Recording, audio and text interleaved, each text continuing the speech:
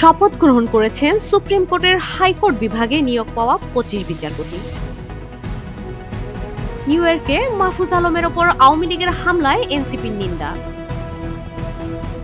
ঢাকায় শুরু হলো বিজিবি বিএসএফ মহাপরিচালক পর্যায়ের ৫৬তম সীমান্ত সম্মেলনের আনুষ্ঠানিক বৈঠক।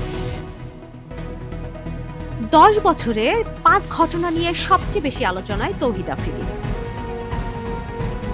সিলেটে সাদা পাথর লুটের ঘটনাস্থল পরিদর্শন করছেন মন্ত্রিপরিষদ বিভাগের ৫ সদস্যের তদন্ত কমিটি।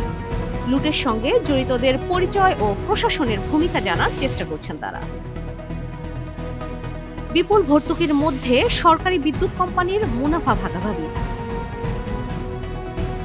বাংলাদেশে নগর পরিকল্পনার বড় চ্যালেঞ্জ অপরিকল্পিত শহরায়ন।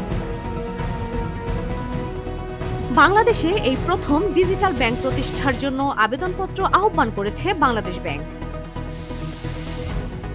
বিদ্যুৎ খাতে সংস্কারের মাধ্যমে বছরে $১২০ কোটি সাশ্রয় করতে পারে পিডিবি।